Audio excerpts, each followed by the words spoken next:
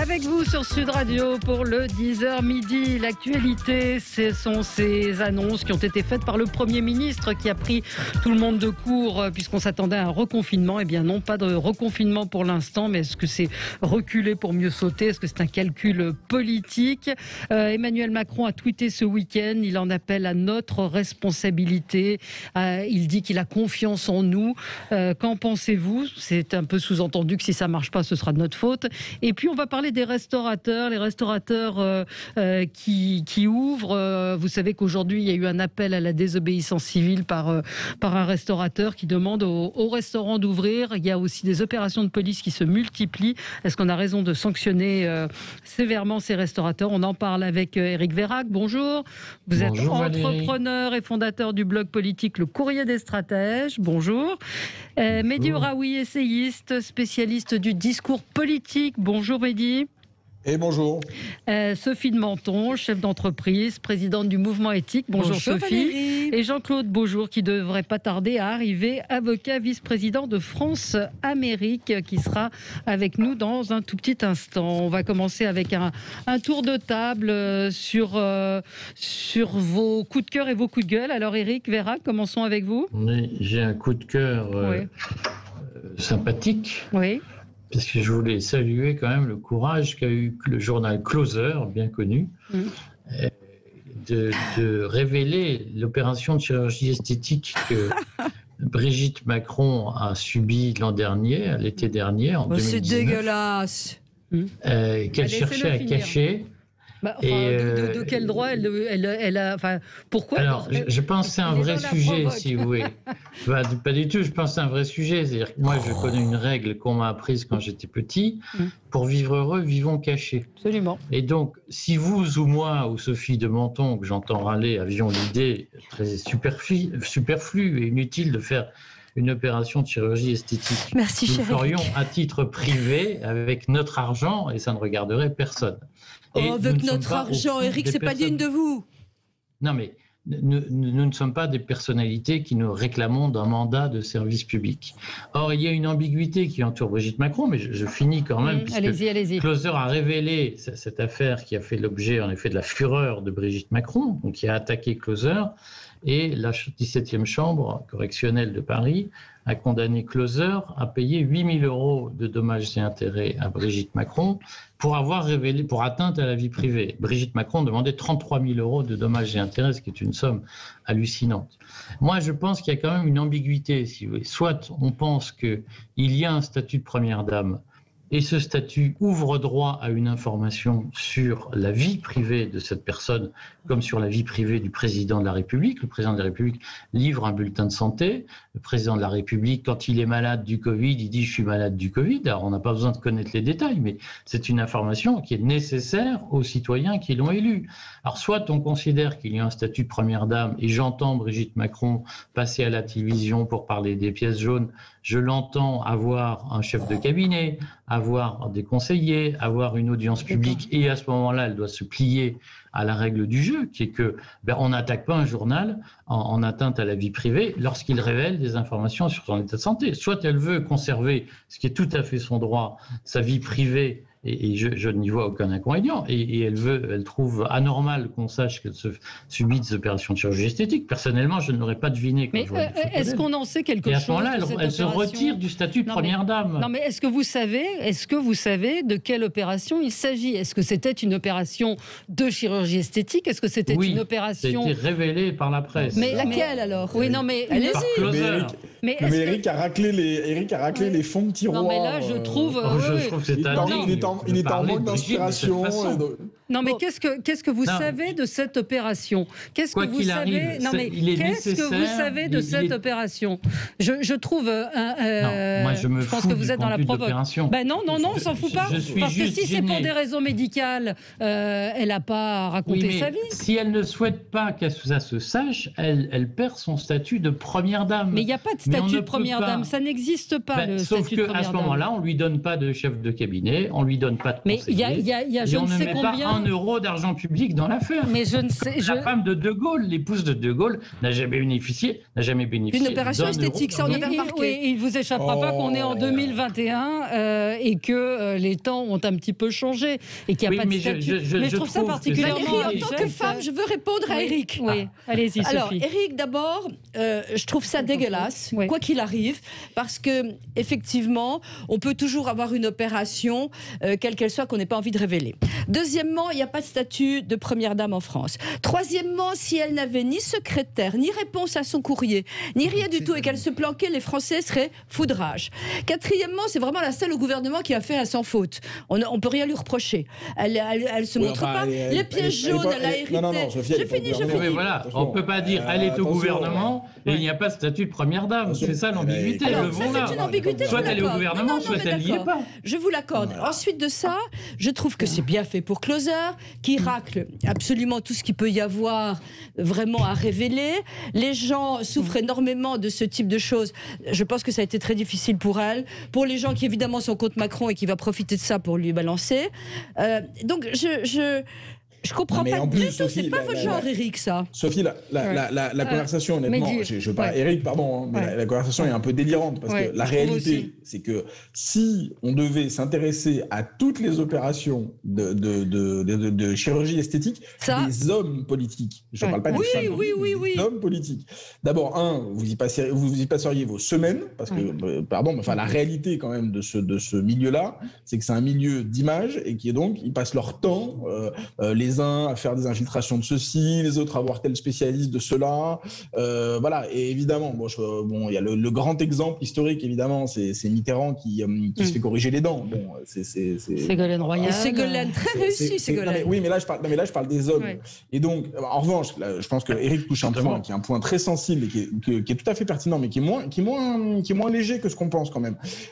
C'est qu'il y a quelque chose de profondément ridicule dans l'espèce de monarchie dans laquelle on vit, où on a une première dame qui est de fait une reine républicaine qui bénéficie de tous les moyens de la République et qui par ailleurs dans certains cas, et notamment dans le cas des époux Macron, en jouit, et vraiment s'affiche comme quelqu'un qui est content de redessiner la déco de l'Élysée, de faire appel à tel ou tel artiste pour redécorer telle ou telle pièce.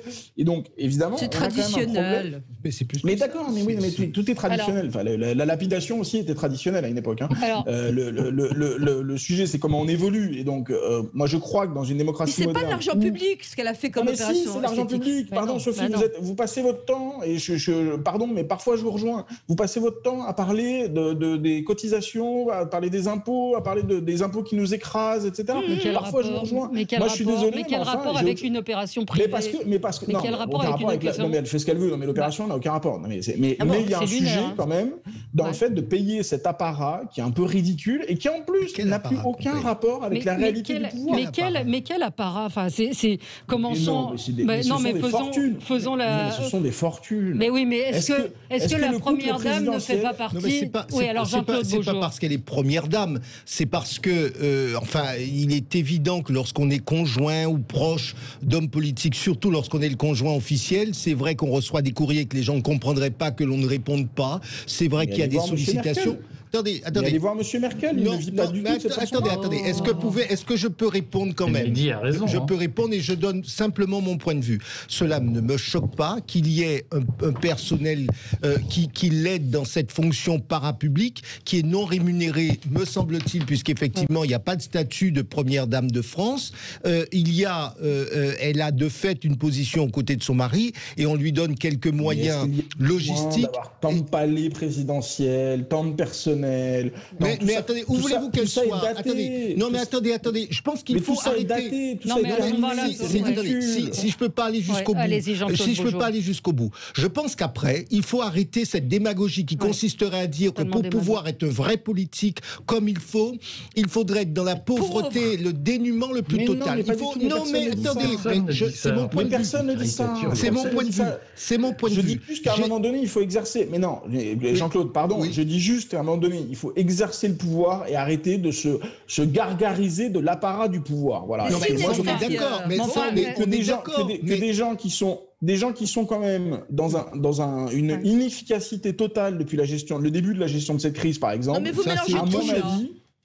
Mais non, mais devraient être un peu plus discrets et un peu plus sobres dans leur utilisation des deniers publics. Entre la gestion du Covid et l'opération de Brigitte Macron, pour être très simple, que ce soit la première dame, que ce soit une autre femme publique ou le conjoint ou la conjointe d'un homme d'une femme publique, il ou elle fait une opération d'ordre privé, c'est payé sur ses deniers, et c'est la seule chose qui m'importe, c'est que ce soit payé sur ses deniers, tout comme moi-même, je paye mes propres opérations et mes propres soins médicaux. C'est un fait. Ouais. Derrière, que l'on se dise qu'en tant que femme de président ou de femme de ministre, il y a une petite logistique parce que vous êtes extrêmement sollicité et que les gens ne comprendraient pas, c'est tout. C'est pas non plus, elle a pas un château, mais c'est pas un château qui est mis à sa disposition. Regardons les faits, c'est parce qu'elle est l'épouse. Et d'ailleurs, le jour où ça s'arrêtera, tout ça sera arrêté. Et puis ça s'arrêtera tout aussi bien. Elle n'aura ni machin, ni chauffeur, ni quoi que ce soit, ça s'arrêtera. Voilà, je pense qu'il ne faut pas non plus pousser. Allez, Éric Vérague est content, il rigole, il a lancé un sujet. Elle ne voulait pas qu'on en parle. Et ben voilà, la meilleure chose pour qu'on en parle, c'est d'aller devant la 17e chambre. Tant mieux que Closer a été condamné. C'était pas très classe. Hein. Non, c'est pas très classe, franchement. Oui, mais on en a marre de ces gens qui vont devant la 17e chambre à tout propos. Il faut que ça s'arrête. Ouais, voilà. Vous aimeriez que les gens comprennent que quand on attaque, peut-être qu'on gagne devant les tribunaux. En revanche, on se fait saloper sa réputation. Mais pas du tout. Mais pas on en a marre de cette pression sur la liberté de la presse. C'est totalement indigne. Non, mais Eric est de mauvaise humeur. Oui, vous êtes de mauvaise humeur. Allez, on se retrouve dans un instant avec vos coups de cœur, vos coups de gueule et puis les annonces de Jean Castex. Pas de reconfinement pour l'instant. À tout de suite. Avec vous pour des débats qui promettent d'être très animés avec Éric Vérague, entrepreneur et fondateur du blog politique Le Courrier des Stratèges, qui nous a bien lancé un bon débat. Voilà. Mehdi Ouraoui, essayiste, spécialiste du discours politique. Jean-Claude Beaujour, avocat, vice-président de France-Amérique. Et Sophie de Menton, chef d'entreprise et présidente du mouvement éthique. Pas de reconfinement. Que pensez-vous de la décision du président de la République? Il en appelle d'ailleurs à la responsabilité des Français. Et puis on va parler de ces restaurateurs qui ouvrent. Doivent-ils être sanctionnés? 0826 300 300.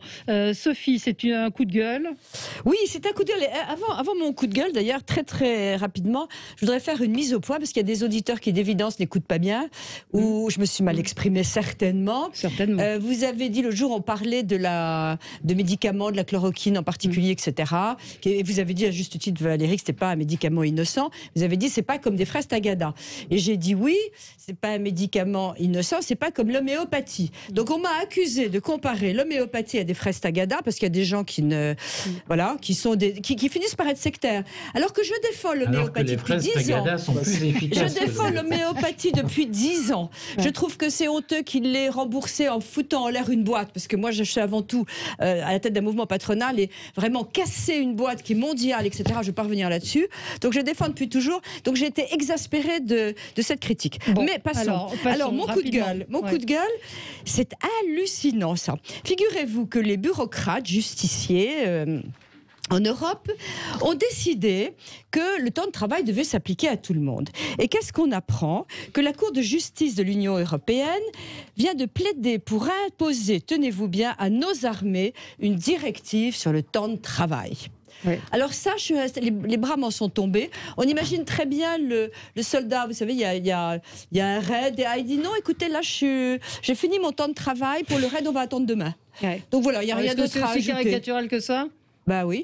Le temps de travail pour l'armée, qu'est-ce que vous comprenez là-dedans? Bah je sais pas, pour les fonctionnaires. C'est limité. Non, pas du tout. C'est limité. Et donc il faut rendre obligatoire les heures de récupération pour la nuit en particulier. Et on complexifie complètement l'activité des militaires. C'est-à-dire que le soldat devient un salarié comme un autre. Et je pense que ça ne peut pas être le cas. Alors, Mehdi Ouraoui, c'est un coup de gueule.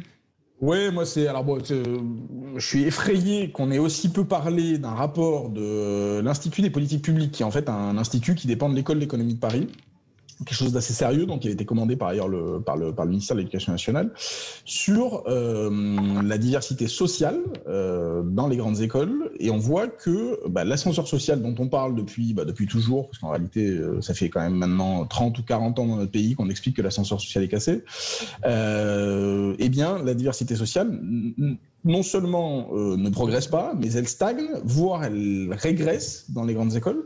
Et c'est tout à fait effrayant de voir que, alors on parle toujours évidemment des parties les plus défavorisées, des classes les plus défavorisées, mais il y a un segment par ailleurs sur lequel il faut aussi s'arrêter.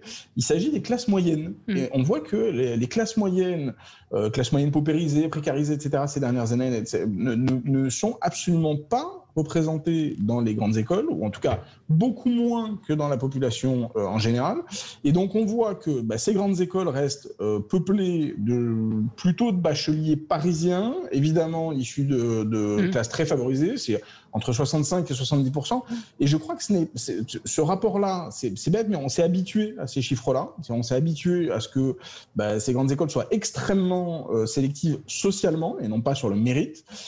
Et donc, il y a quelque chose aujourd'hui qui prend une importance très particulière, c'est que on peut pas se plaindre en permanence que la politique souffre d'un déficit de confiance entre les élites et les Français. On peut pas se plaindre en permanence que le pays décroche dans les enquêtes, non seulement sur l'éducation, mais aussi dans les enquêtes de compétitivité, qu'on ne soit pas assez compétitif en termes de recherche, etc. Et qu'on laisse ce problème-là enfler, gonfler comme un abcès qu'on ne veut pas voir, mais qui, à mon avis, est au centre de beaucoup de nos maux démocratiques, mais aussi de nos maux économiques. C'est qu'il y a aussi une raison pour laquelle on est moins performant dans la mondialisation, c'est que on a des écoles qui sont extrêmement sélectives et que quand on rentre dans le système scolaire en France, quand on a un gamin, non pas un gamin pauvre, des quartiers, des cités, etc., mais simplement un gamin, j'allais dire normal, le mot est mal choisi, mais un gamin de classe moyenne, le français moyen, quelle que soit sa couleur, son nom, son origine, etc., mais juste un petit français moyen.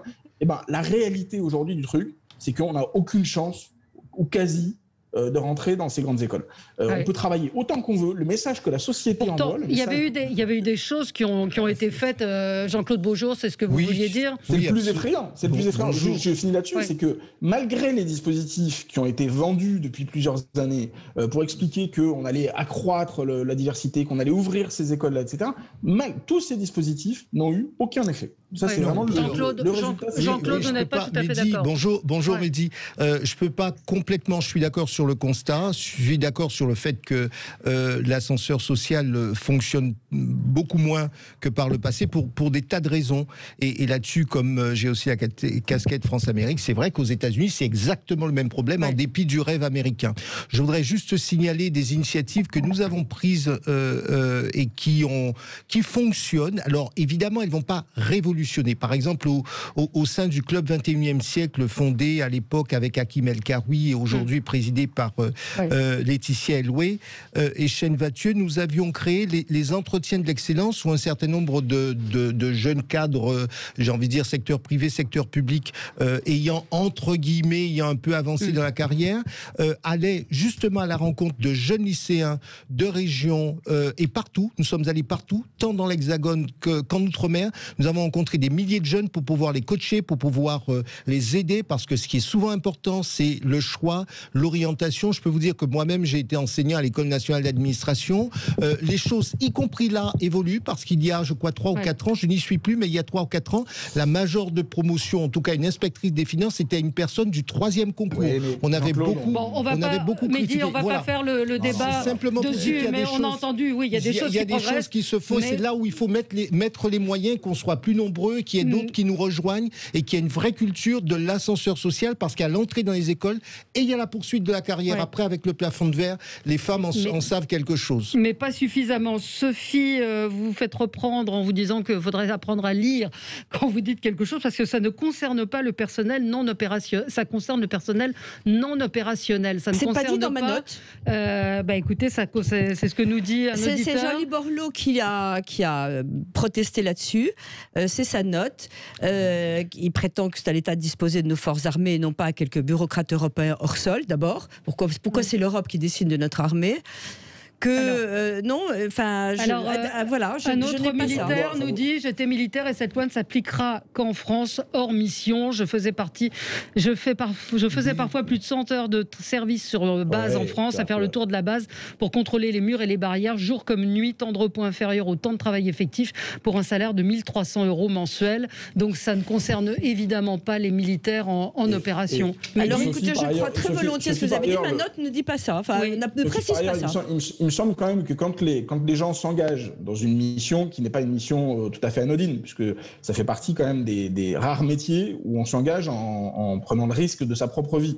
Je crois que quand même on peut envisager de leur accorder des heures de récupération. Parce que je ne crois pas que des gens qui s'engagent au risque de leur propre vie décident à 17h de dire pardon, sachant que par ailleurs dans les entreprises c'est déjà pas tout à fait comme ça que ça se passe si vous y allez, mais que je ne crois pas qu'ils disent à 17h non, je ne vais pas monter sur le porte-avions. Alors je crois effectivement que j'ai été caricatural dans l'exemple, mais Jean-Louis Borloo en tout cas a été extrêmement choqué, puisque c'est lui qui a sur le fait que ce soit l'Europe qui décide. Et c'est l'Europe qui décide.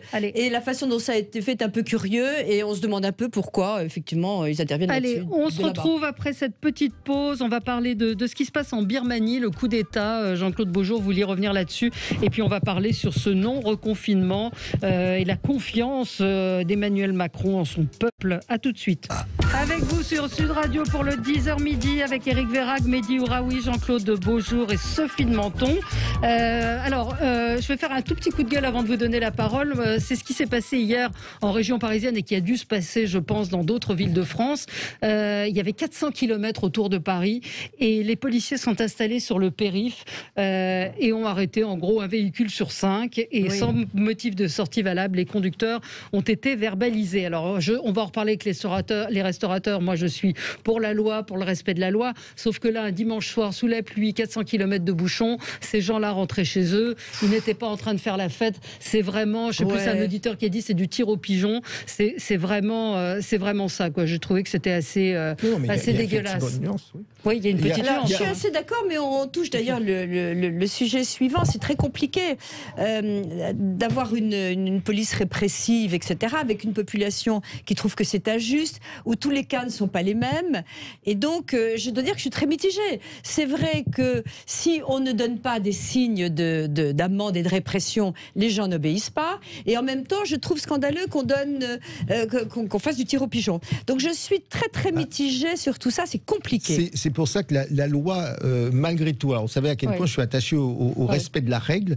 Pourquoi ? Parce que si on fait une règle, c'est pour, qu'elle soit respectée, et deuxièmement, c'est pour éviter ce populisme qui consiste à dire que certains se la voient opposée et puis d'autres en bénéficient. Le fait d'aller dans un restaurant, en tout cas d'avoir des habitudes dans des restaurants clandestins, parce que paraît-il que ça arrive, il y a quand même une démarche particulière. Être bloqué parce qu'on a mis un peu plus de temps à arriver, qu'il pleut, la circulation ralentit, et qu'entre nous, c'est pas top d'être dans une voiture un dimanche soir quand il pleut et qu'on roule, on tamponne, etc. On imagine très bien en plus la fatigue, etc. Oui, c'est ça. Là, il y a un peu d'excès. Je crois que le vrai message pour moi, c'est qu'il y a un effort à faire en ce moment. Donc là-dessus, le gouvernement nous dit et les médecins nous disent faites attention, la situation est dramatique, les hôpitaux ne suivent pas et on a un personnel médical qui est épuisé. On nous dit faites attention. C'est vrai que moi, ça ne m'amuse pas de manger ma petite barquette sur mon bureau. On va en reparler, Eh bien, mais je fais cet effort. Oui, mais pour hier soir, il faut aussi que les lois soient nécessaires, mais il faut aussi qu'elles soient respectables et compréhensibles. Mais on est d'accord. Mais là, c'est ça, c'est que ça paraissait quand même totalement excessif. Ce qui rend les gens fous, par ailleurs, et là vous touchez à un point sensible, c'est que les uns se voient appliquer la règle de façon tatillonne, voire un peu absurde, parce que faire contrôler une voiture toutes les 5 voitures, quand il y a 400 km de bouchons, ça ne fait que produire plus de bouchons. Donc les gens arrivent plus tard chez eux. Mais surtout, ce qui rend les gens fous, et c'est malheureusement un signe de l'époque, c'est que c'est absolument partout comme ça, c'est la distance qu'il y a entre la règle qui nous est appliquée à nous, j'ai envie de dire, la grande majorité, et puis moi je vois ce matin un vice-procureur à Carpentras qui allait déjeuner avec un commissaire dans un restaurant, des magistrats qui ont fait pression sur des policiers en plus quand ils se sont fait verbaliser sur l'île de la Cité cette semaine. Bon, et donc en fait on a une distance entre ce que se permettent les gens qui sont censés faire respecter la règle, voire qui l'édictent, et le peuple. Maintenant, c'est ça qui provoque du populisme. C'est aussi ça qui Ouais. Éric Verhaeghe, un mot sur ces contrôles hier ? Oui, en fait, je trouve, alors évidemment, c'est très désagréable pour ceux qui ont été soumis, mais je pense qu'en réalité, il y a une tactique derrière ça que j'applaudis dès demain. Je pense que les policiers, sur le fond, n'ont absolument pas envie de faire respecter le couvre-feu. Ils ont déjà à se battre contre les voyous, donc l'utilisation de policiers pour surveiller le couvre-feu, je pense, est quelque chose qui les saoule. En faisant cet excès de zèle, je pense qu'en effet, ils ont montré que la population n'était absolument pas prête, en tout cas dans les grandes zones urbaines, à endurer. Mais Éric, je ne crois pas que ce soit eux. C'est avec Darmanin. Je pense que c'est Darmanin qui a voulu dire oh là là, regardez. On a un effet d'affichage qui permet de dire, voyez, nous, on fait respecter les choses, et on montre en même temps par l'absurde qu'en réalité, il y a une résistance au couvre-feu en France, et que tout ça sera mal vécu. Donc moi, je perçois plutôt ça comme un signal qu'il y aura de moins en moins de contrôle à l'avenir, ce qui me va très bien, parce que finalement, on vit dans une espèce... on vit dans une espèce de désordre où on édicte des règles, et en France, contrairement à ce que disait notre camarade, le bon goût est de ne pas faire respecter les règles, et finalement ça va très bien à tout le monde. Et moi je trouve que cette espèce de laxisme, c'est un des charmes de ce pays, je le dis, je le répète souvent sur votre antenne, je me fais régulièrement engueuler par les autres quand je le dis, mais je trouve ça plutôt sympa. Alors moi personnellement, je suis on va reparler. Je n'aurais pas pris la voiture hier soir. le dimanche soir sur le périph', parce que je me serais dit naturellement, c'est le jour où il va y avoir un tir au pigeon, surtout, donc il ne faut pas y aller. Voilà. Alors, on va revenir sur la loi, la désobéissance civile avec les restaurants dans un instant. Jean-Claude, vous vouliez évoquer ce qui se passe en Birmanie rapidement. Oui, c'est vrai qu'on va sortir un peu du Covid.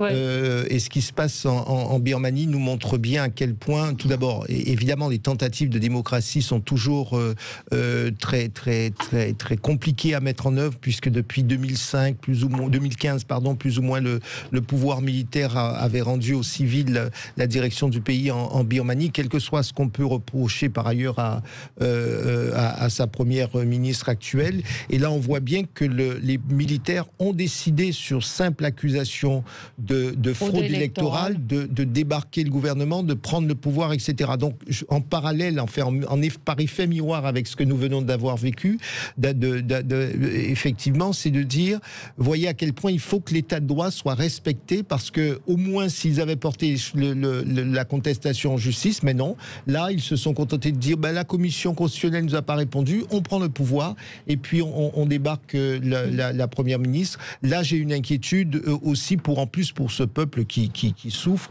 et puis pour la région tout entière. Voilà. C'est un peu une tradition aussi dans ce pays, non?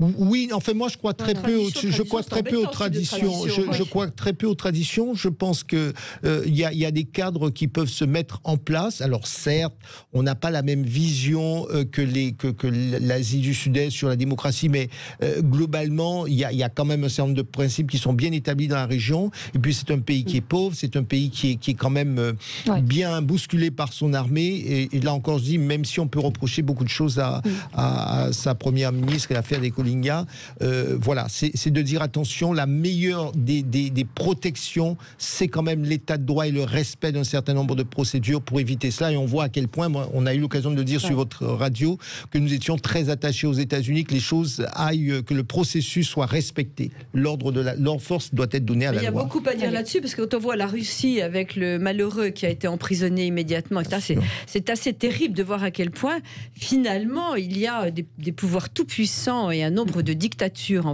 dans le monde terrible encore. Oui, l'état de droit, c'est pas un truc. C'est pas un truc comme ça. C'est pas un truc comme ça. On rappelle que Aung San Suu Kyi a été prix Nobel de la paix. En 91. Voilà. Et je voulais juste m'étonner de la liste des nominés pour le prix Nobel de la paix. Je voulais peut-être vous faire réagir là-dessus. Alexei Navalny, dont vous parlez justement, Greta Thunberg, Black Lives Matter, l'OMS, Reporters sans frontières, la presse libre de Hong Kong, Zineb El Razaoui, l'OTAN et Donald Trump. C'est une sorte c'est une sorte de liste à la Prévert. Je ne sais pas qui a fait ça. Les Nobel. Il n'y a même pas de commentaires à faire, c'est absurde. C'est des dizaines de milliers de personnes, parlementaires et ministres de tous les pays, anciens lauréats, professeurs d'université qui sont habilités à soumettre une candidature au Nobel et les candidatures doivent être... Ça heurte tout bon sens, il n'y a rien à dire. Écoutez, on verra. Vous en pensez quoi, Jean-Claude ? Oui, j'ai envie de dire, quand aujourd'hui... alors, j'ai l'impression que le Nobel devient plus une opération de communication et commerciale, parce que l'OMS aujourd'hui, attendons qu'on nous aide à résoudre. Alors, j'imagine que c'est pour donner un coup d'éclairage à l'OMS, et peut-être qu'il y a une démarche politique derrière, et de dire, comme ça va permettre à l'OMS d'être de nouveau dans le jeu du multilatéralisme. Mais c'est pas le rôle du Nobel. Il me semble que le Nobel, c'est vraiment récompenser des gens dont le résultat... Et même à l'époque, Obama avait dit, je ne sais pas si je suis le plus qualifié, ça me gêne un petit peu. Donc voilà... Et la petite Greta, là, enfin, je veux dire qu'il faudrait... C'est déjà l'année dernière. Mehdi, vous en pensez quoi de cette liste ? Il y a à boire et à manger. En fait, le problème, évidemment... Et qu'est-ce qu'il y a à manger ? Les petits fours. Mais le vrai sujet, évidemment, dans le Nobel, c'est que les nominations émanent, comme vous l'avez dit, de parlementaires de pays du monde entier. Donc, en fait, chaque groupe parlementaire ou chaque lobby parlementaire qui voudrait se faire remarquer un peu annonce qui vote pour tel ou tel candidat. Là, pour le coup, il ne s'agit pas d'une shortlist élaborée par le jury du Nobel lui-même, mais en gros, si plusieurs dizaines de parlementaires veulent faire un coup médiatique, et là, vous voyez bien que c'est réussi puisqu'on en parle, ils désignent un peu n'importe qui. Voilà. Après, pour le coup, il y a des gens comme Navalny qui prend de front Poutine en dénonçant la corruption en Russie, etc., qui sont des gens qui seraient intéressants à désigner, notamment pour apporter un soutien au mouvement démocratique, par exemple, dans ces pays-là. Mais après, sinon, c'est vraiment, effectivement, c'est un inventaire à l'après-vert. Bon, allez, on apprend donc ce matin, Édouard Philippe a été testé positif au Covid, ça c'est une chose. Un nouveau conseil de défense sanitaire est prévu mercredi à l'Élysée. On nous dit que ce sont les chiffres de l'épidémie que l'on surveille au jour le jour qui vont être décisifs. C'est ce qu'a affirmé l'Élysée en estimant que la pièce peut encore tomber du bon côté. Alors je trouve ce côté Paris complètement dément. Non, alors, c'est vrai. Non, mais il y a un pari, c'est vrai. Je voudrais m'arrêter 30 secondes sur ce que vous venez de dire, l'information Édouard Philippe, Covid. Je pense que notre stratégie de vaccination est absurde. Cette stratégie de vacciner les EHPAD en premier, alors qu'on n'oblige même pas le personnel soignant à l'être, et que des gens dont c'est le métier, je veux dire, qui vont au contact du public toute la journée, etc., ne soient pas vaccinés, on a une stratégie absurde, point final. Mais quant au reste... Alors, Paris d'Emmanuel Macron, c'est le pari. Alors, Valérie, parce que là, on parle d'une pièce qui peut retomber de l'autre côté. On parle de santé publique, on parle d'économie, on parle de choses graves. C'est une formule. On a reproché non-stop au président de la République de se faire gouverner par des experts médecins qui n'y connaissaient rien. Le jour où on a reproché au président de la République de ne pas gouverner la France et de gouverner avec un comité d'experts de rien ou de pas grand-chose, puisqu'on ne connaît pas le virus. Mais pas de rien. Mais on a des spécialistes. Après, on peut dire ce qu'on veut. Les spécialistes disent le contraire tous les jours les uns des autres. Alors qu'il gouvernait avec une pièce. Voilà, c'est plus simple. Et donc, ce que je veux dire, c'est qu'il a décidé là, il a écouté tout le monde. Il a décidé, il a pris son rôle de président de la République. Il a décidé qu'il y avait une bonne chance que effectivement ne pas reconfiner ne soit pas dramatique et que ça sauve une partie de l'économie. Je pense qu'il a pris une décision très difficile et qu'il a eu totalement raison. Alors pour une fois, c'est vraiment la bonne décision à prendre selon moi. Oui, c'est un coup politique, nous dit Véronique, et c'est ce que pensent beaucoup de gens. Éric Verhaeghe, peut-être, tout est politique. Je suis plus nuancé parce qu'il est un fait qu'aujourd'hui, le taux de contamination, enfin le taux de présence de virus dans les eaux usées à Paris est en baisse. C'est pas le cas à Marseille, c'est pas le cas à Toulouse, mais à Paris, ça baisse. Et de fait, quand on regarde les chiffres d'admission en réanimation, on s'aperçoit que s'il y a eu une légère augmentation il y a 10 jours, en réalité, cette augmentation se stabilise. Donc il y a quand même des indices sur le fait que, d'un point de vue sanitaire, on n'est pas dans le tsunami que beaucoup de médecins nous ont annoncé, puisqu'on sait que le lobby des médecins prône un reconfinement dur. C'est leur métier, hein. Non. Je ne sais pas. Ils peuvent aussi intégrer l'intelligence à leur métier. Ils peuvent aussi enfin, c'est pas... un médecin Attendez, laissez terminer, Eric. C'est qu'aujourd'hui, d'un point de vue sanitaire, les raisons d'un reconfinement ne sont pas évidentes, ou en tout cas, elles ne sont pas aussi urgentes qu'on a pu l'entendre dans la presse. Deuxième point, c'est pas ce que disent les médecins. Hein. Il y a beaucoup de gens qui disent... Les médecins, les médecins pensent tout savoir, et l'expérience montre qu'ils sont quand même pas très compétents. Voilà.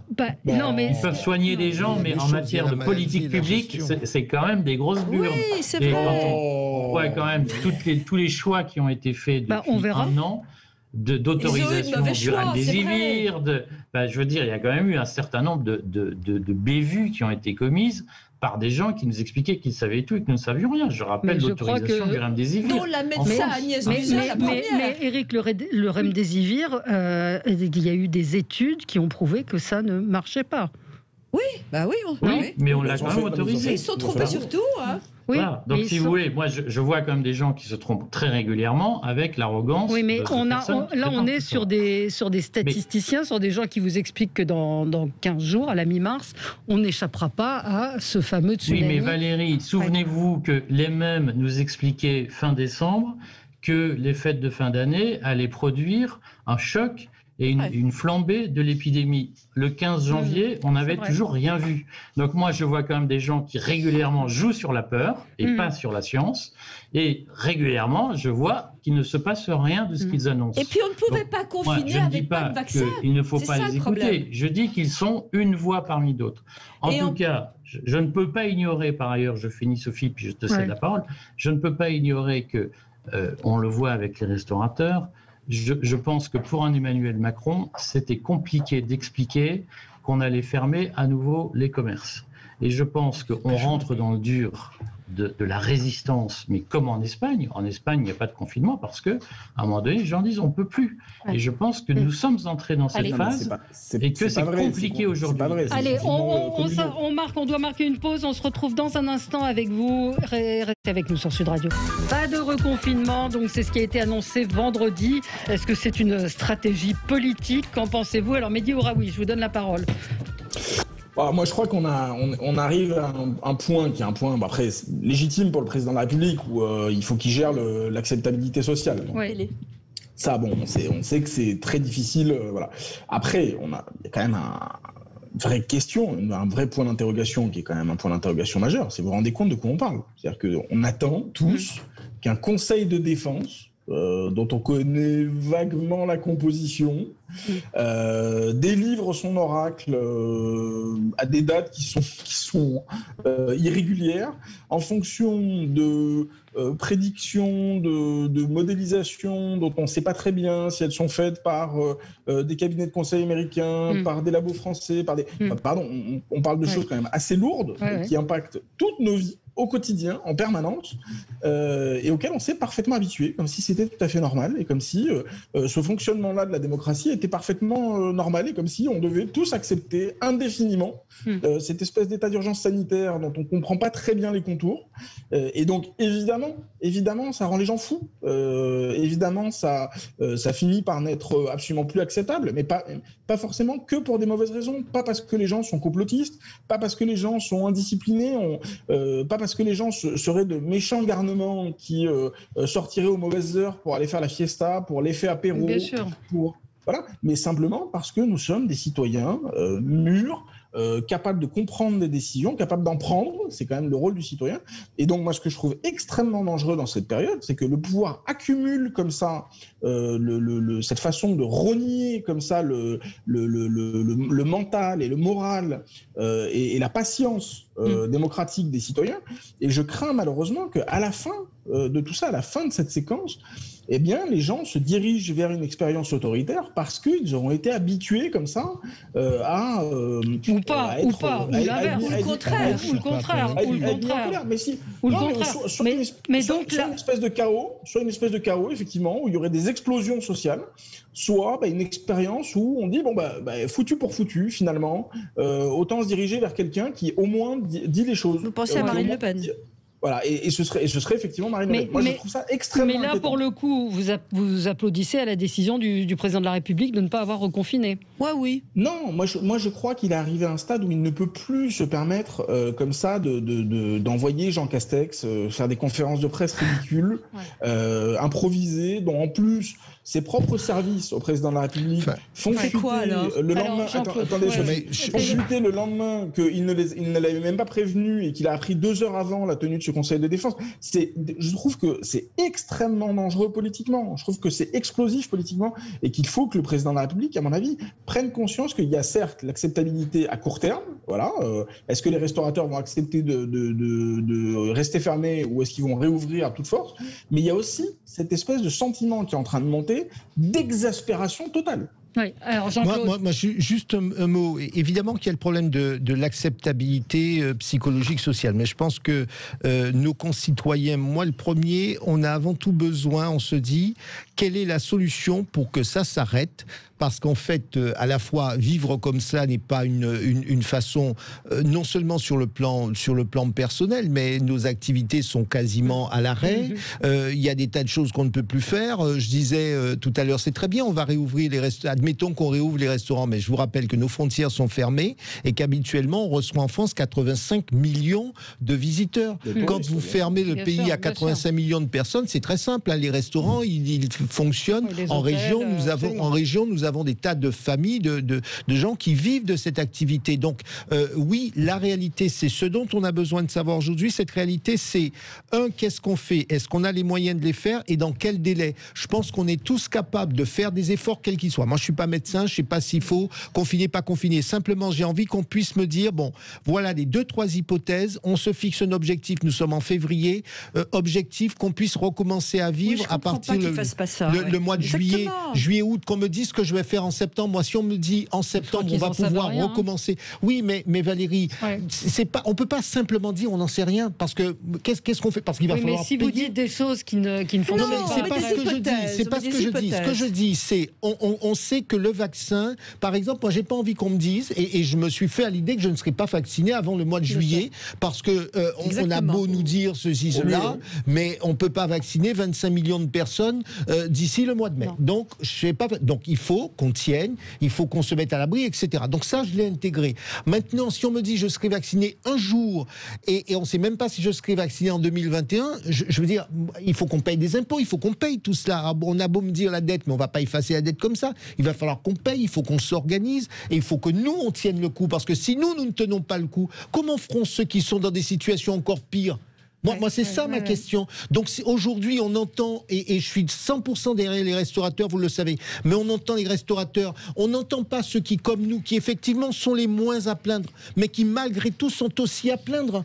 Parce qu'il faut faire fonctionner le pays, il faut payer, il faudra payer tout cela, et il faut tenir le moral des troupes. Vous savez, au bout d'un moment, on se dit, basta. Ça fait un an que ça dure. Tout à fait d'accord avec le télétravail, on ne le dit pas, mais avec le télétravail, pour ceux qui dirigent les boîtes et les chefs, c'est terrible. Ah ben attendez, pensez que ça amuse les dirigeants de PME, parce qu'on parle des grands groupes, mais il n'y a pas que des grands groupes dans nos pays. Et c'est mobiliser, comprendre qu'ils ne viennent pas, c'est vrai. Il faut gérer le personnel. Mais juste, je voudrais qu'on revienne sur l'aspect politique. C'est-à-dire, est-ce qu'Emmanuel Macron a voulu apparaître, et je pense que c'est assez réussi, comme celui qui sauve les Français d'un nouveau confinement. Je vais vous dire, quel est l'intérêt et pourquoi pas? Il est président de la République, il fait de la politique, ce sont des décisions politiques, il sera jugé comme politique et c'est un homme politique et nous avons un débat politique. Il y a de la communication, il y a de l'empathie, il y a des choses, etc. Moi, il faut arrêter de dire que tout ce qui est politique sera un peu sale. Tout le monde fait de la politique, que ce soit M. Macron, que ce soit M. Mélenchon, que ce soit M. Trump, que ce soit M. Biden, il fait de la politique. Et d'ailleurs, c'est pour cela qu'on élit des politiques. Et tous ceux qui critiquent la décision, cette décision en particulier, le font au nom de la politique. Mais bien sûr, arrêtons de dire c'est politique, donc ça serait sale. L'intérêt des gens. Je trouve que c'est très raisonnable votre position. Le problème, c'est qu'ils ne savent pas du tout expliquer. Ils donnent des espèces d'ordres comme en classe, comme le proviseur qui débarque, et qu'il faudrait vraiment dire, écoutez, voilà, on a quelques informations là-dessus. Il semble qu'on a des chances qu'on n'ait pas ce virus-là. Alors, même chose, vous disiez, Valérie, oui, il fait ça, et comme ça, si le virus reprend, on dirait dira que c'est de notre faute. Je ne pense pas du tout que ce soit ça. Non. Je pense d'abord que c'est de notre responsabilité individuelle. D'abord, c'est vrai. Cette petite phrase d'Emmanuel Macron, j'ai confiance en nous. Les heures que nous vivons sont cruciales, faisons tout pour freiner l'épidémie ensemble. Quelqu'un faisait observer, la semaine dernière, on était 66 millions de procureurs et cette semaine, il a confiance en nous. Oui, mais en plus alors maintenant, c'est vrai qu'on est 66 millions de procureurs. En plus, Valérie, il y a quand même un problème. Oui, mais il y a quand même un problème dans le fait que depuis le début de la crise, on a systématiquement substitué des sanctions à des solutions. C'est-à-dire que c'est pas compliqué, par manque de solutions. Il n'y a pas de test, on sanctionne. Il n'y a pas de masque, on sanctionne. Il n'y a pas de vaccin, on sanctionne. Et donc, au bout d'un moment, évidemment, ça ne peut pas être un mode de fonctionnement politique. C'est-à-dire qu'on ne peut pas dire... Moi, j'entendais Bruno Le Maire ce matin sur France Inter. Bon, alors, que Bruno Le Maire, qu'est-ce qu'il dit aux restaurateurs ? Il dit « Nous avons été généreux.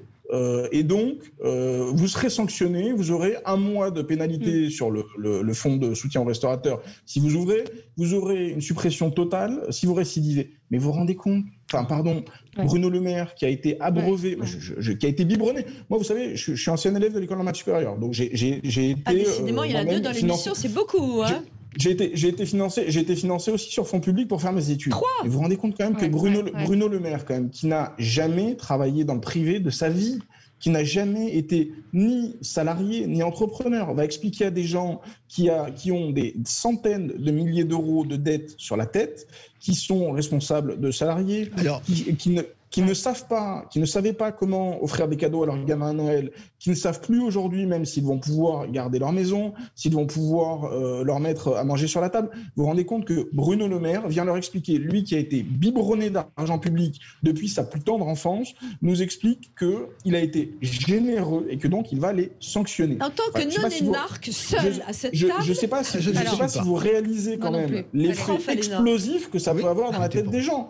Alors, moi, on déplore quasi quotidiennement des cas de suicide. On a quotidiennement des cas de très grave dépression chez les restaurateurs, etc. C'est pas du tout le moment de s'adresser à la population de cette façon-là. Donc, il faut vraiment que le président de la République arrête de nous parler comme à des enfants. Allez, on marque une pause. On se retrouve dans un instant. On va parler de ces restaurateurs. À tout de suite. Avec vous sur Sud Radio jusqu'à midi et le débat continue. Je voudrais qu'on parle de ces restaurateurs. Donc, vous savez qu'il y a un restaurateur qui a appelé à la désobéissance civile à partir du 1er février, qui appelle à ouvrir.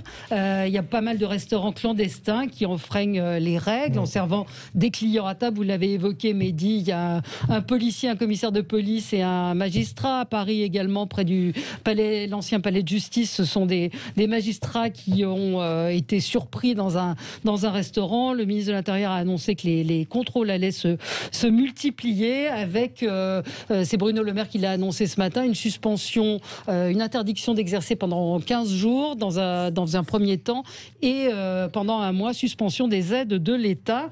Est-ce que vous comprenez l'appel à la désobéissance ? Est-ce que vous pensez qu'il doit y avoir une solidarité entre les restaurateurs ? Éric Vérac, on va commencer avec vous.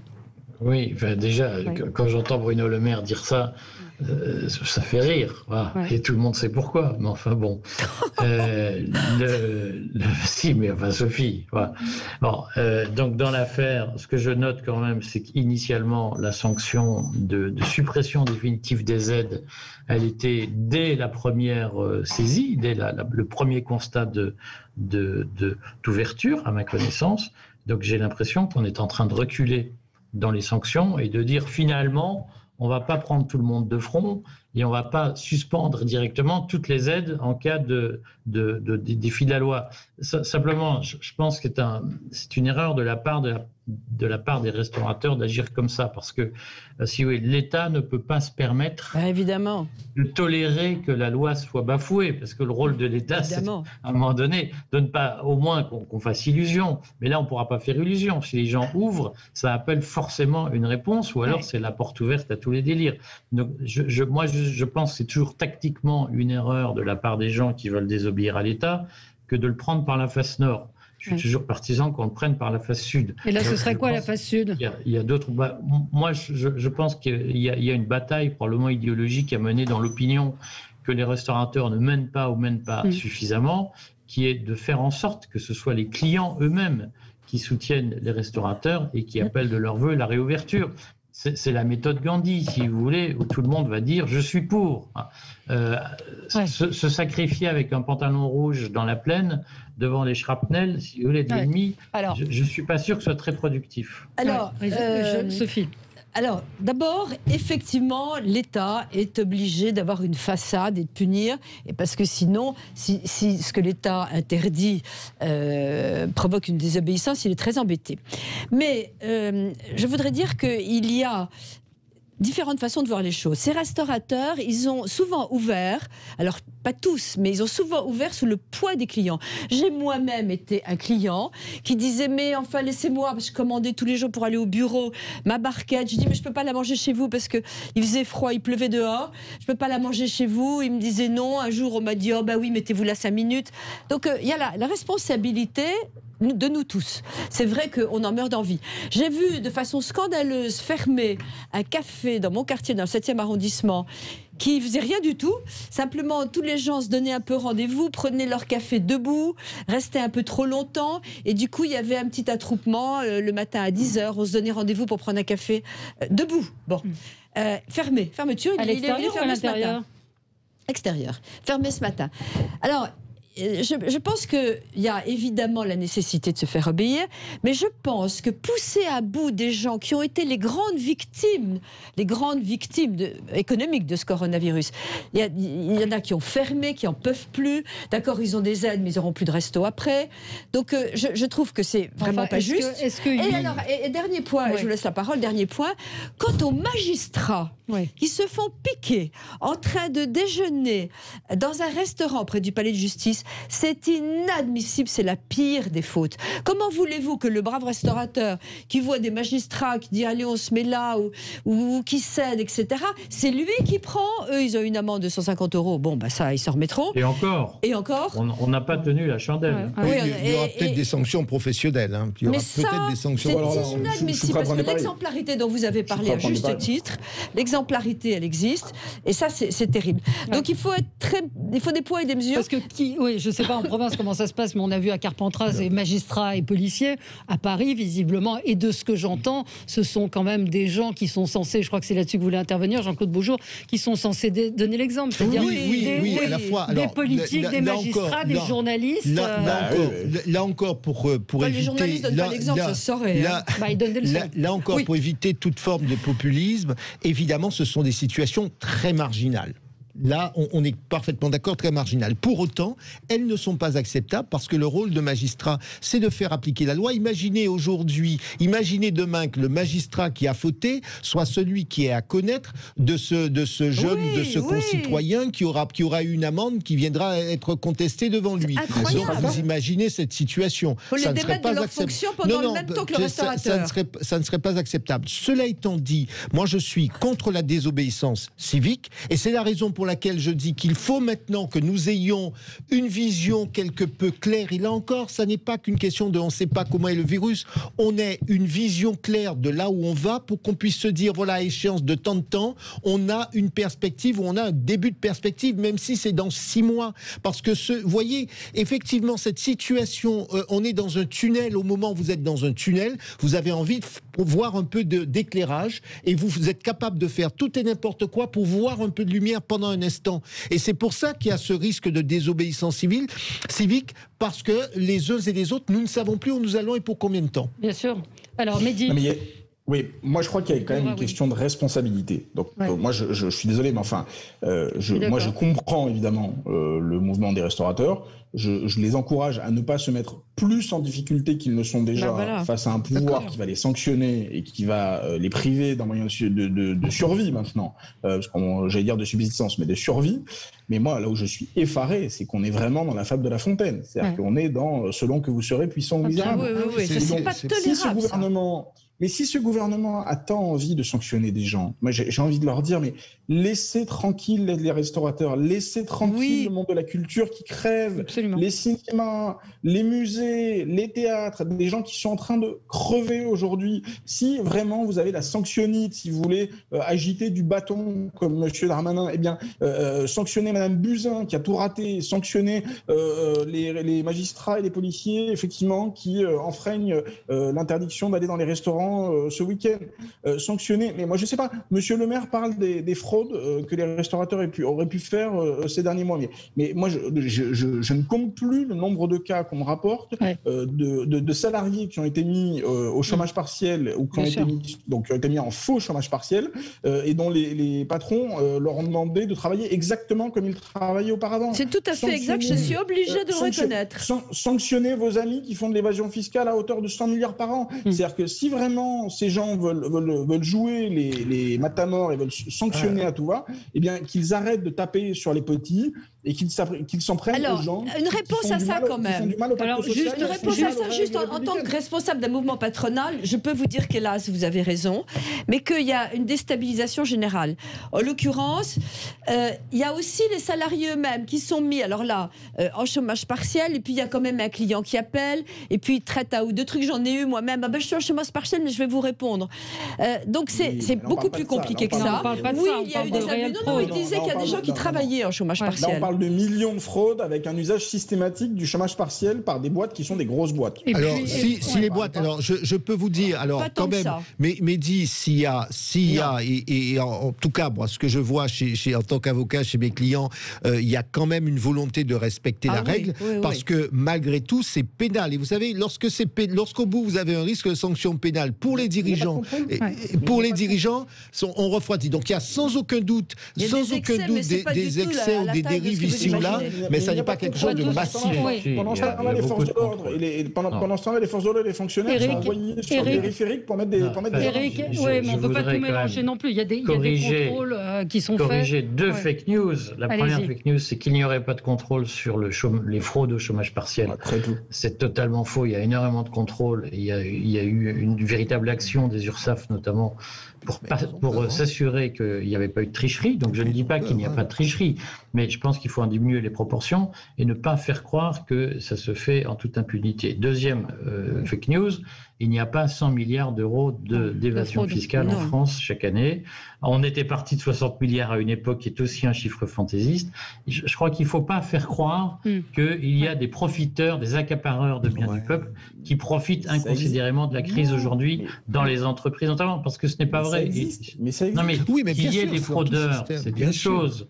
Maintenant, qu'on dise, qu'on mette sur la place publique des chiffres laissant croire que c'est une majorité de gens qui aujourd'hui fraudent, que ce soit le fisc ou que ce soit au chômage partiel, je pense que c'est absolument faux. Attendez. Il y a des fraudeurs, mais ils sont très minoritaires et il y a des contrôles qui sont drastiques.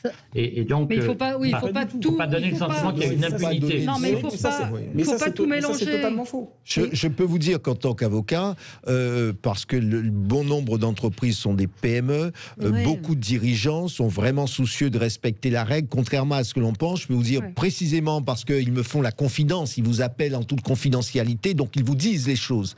Eh bien, je peux vous dire que dans 9 cas sur 10, vous êtes même tenté de leur dire « take it easy, allez-y, cool ». N'imaginez pas qu'il y a un policier derrière chacun, parce qu'ils ont vraiment peur, parce que là encore, on est sur de la responsabilité pénale. S'il y a bien quelqu'un de contrôlé, c'est les chefs d'entreprise. Bien sûr. Quelques réactions. Mais il y a toujours eu des fraudeurs. Quelques réactions, et ça va dans le sens de ce qu'on disait tout à l'heure. Xavier nous dit à Perpignan, les cafés ont le droit de servir des cafés dehors, debout, et aucun n'a été sanctionné. Donc c'est cette espèce de deux poids, deux mesures qui est incompréhensible. Un autre auditeur me dit sur Twitter, facile à dire pour les Parisiens de rouvrir les restos et autres. Vous avez des hôpitaux dans les petites préfectures de province. Il n'y a pas plus de 10 places de réa. Alors on ferme et on sanctionne.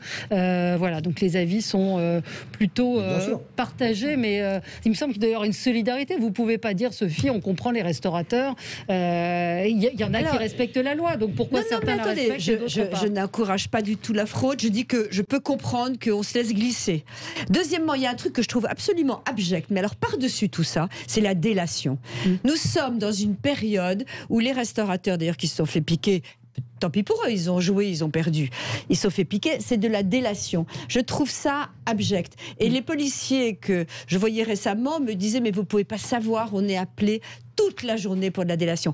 Alors vous savez, là, les gens, ils ne portent pas leur masque. Hein. Il y a une boutique en bas, et puis ils sont tout le temps vides dedans, et ils ne mettent pas leur masque, alors qu'on doit être que deux. C'est abject. Moi, je trouve que la délation, c'est pire que tout. Pardon ? Ce sont des concurrents, dit-il. Bon. Mais la dénonciation, on vit dans un monde de dénonciation. Quand même, Sophie, moi moi qui déteste dénoncer, je trouve quand même que pour la forme, ce ne serait pas absurde de dénoncer le ou les restaurateurs qui font manger des ministres du gouvernement en exercice. Ah oui, mais ça les protège, c'est ce qu'on entend, on sait. Mais c'est trop facile d'aller raconter que les ministres aussi, on n'en sait rien, on les a pas vus. Hein. Mais je sais pas si vraiment mais dans la plupart des grandes démocraties modernes, ils seraient virés sur le champ, ils seraient obligés de démissionner dans la minute. Ça c'est vrai. Mais il faut qu'ils se fassent piquer, pas piquer, pas vu. Et justement, à cause de cet apparat de la monarchie républicaine ou un ministre... Non mais Mehdi, on est complètement... Mehdi, vous avez raison. Vous avez raison, puisqu'y compris avec vous, on a eu l'occasion de défendre l'exemplarité, quelles que soient nos sensibilités politiques. On dit que c'est ce qu'il faut remettre. D'ailleurs, moi, je pense que c'est ce dont a besoin notre pays, et c'est ce qui peut lui faire défaut et qui pourrait faire qu'on va glisser dans du populisme lors de certains scrutins, parce qu'effectivement, on va avoir le sentiment que toute l'élite, ce sont des tricheurs, que tous les responsables, ce sont des vendus, etc. Oui, alors c'est là où il faut être attentif. On est aussi trop... Mais c'est l'URSS, c'est des règles absurdes. Et puis des camarades avec des datchas. Il a eu le malheur de bouffer du homard à l'Assemblée nationale. Ça a été un crime d'État. Il a été viré à la seconde. C'était même pas lui, parce qu'on s'est renseigné partout après. C'était le maître d'hôtel qui a voulu lui faire plaisir parce que la Saint-Valentin. Oui, bon, on va pas mais faire d'accord, oui, non, mais on retombe pas là-dessus. Mais aujourd'hui, il faut, c'est ce que vous disiez tout à l'heure, il faut qu'il soit pauvre, qu'il soit qu'il soit mal logé, qu'il n'ait aucun avantage. Et si c'était ce qu'on le critiquerait, parce qu'on se dirait que c'est le crève-la-faim qui tombe. Je préfère que mes impôts servent à payer des ordres de récup pour nos militaires plutôt que des homards pour Rugy quand même. Hein. Oui, enfin c'était pas pour lui encore une fois, apparemment. Vous savez, qui n'a pas été content d'être invité à un cocktail à l'Assemblée? Beaucoup de Français. Allez, merci à tous les quatre. On se retrouve demain pour d'autres infos pour le 10h midi. Dans un instant, André Berkoff. Bonne semaine, bonne journée à vous.